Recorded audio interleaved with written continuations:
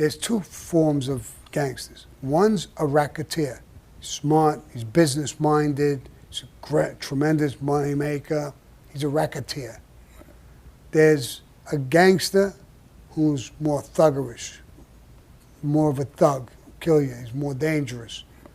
They're two different things. Thing is that Castellano was a racketeer, was a brilliant business guy and very smart.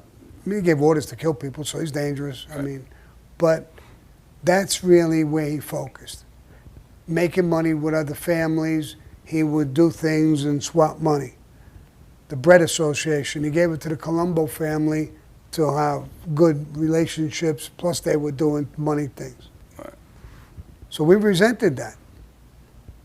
Why would you give the Colombo family that association? This guy here, bro, he did work for us, every fucking thing, he's that broke.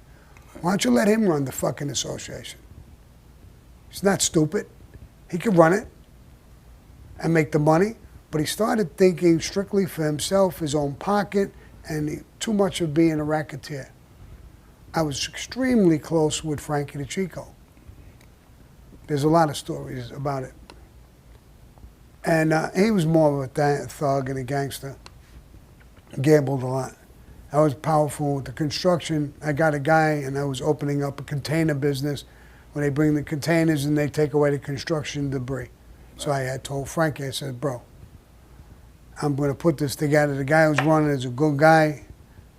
My end, what I'm going to get 50%. I'm going to cut it up 3 ways. The boss a third, you a third, and me a third. And you have some power in construction. We'll help this company grow. We'll make a few dollars. Oh, thank you, Sammy. I appreciate that. All right.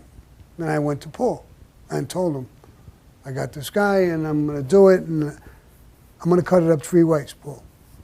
Well, no. You, of course, me, and Frankie the Chico. He said, no, Sammy, you got a good idea. It's a great idea. He said, but Frankie's a thug, straight up thug. We'll do it, me and you, 50-50. I couldn't believe my ears. I'm bringing in a third. You have nothing to do with this fucking business. We wasn't happy with that.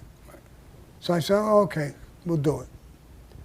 So I went back and I told the guy, I said, no, listen, I'm not going to go into that business. I had second thoughts. I don't want to do it. And I went to Frankie. And I told Frankie, I said, listen, this happened. I'm not going to do the thing. I'm just not going to do it no more. He said, no, do it. That's how he is, bro. Don't worry about it. I got a couple of things going. Don't worry about it. But that gives you an example of how he lost touch with the reality of the street. Right. Frankie's a fucking tough guy. Yeah. He's not a hill. He's a mountain of a man.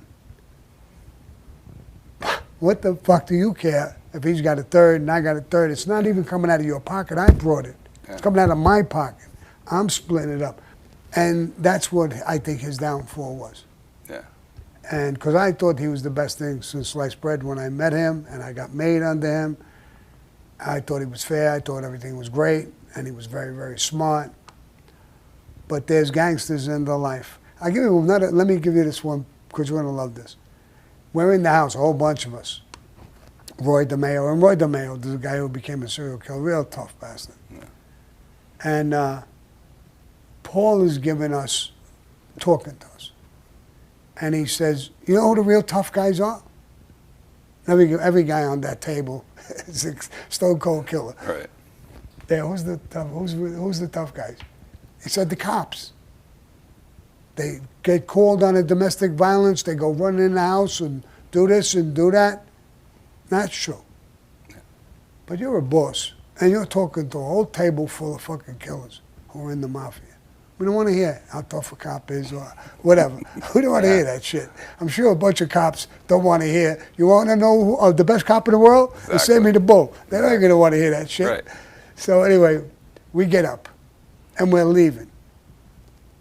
And Paul's right behind the whole pack of us, and we're going towards his door.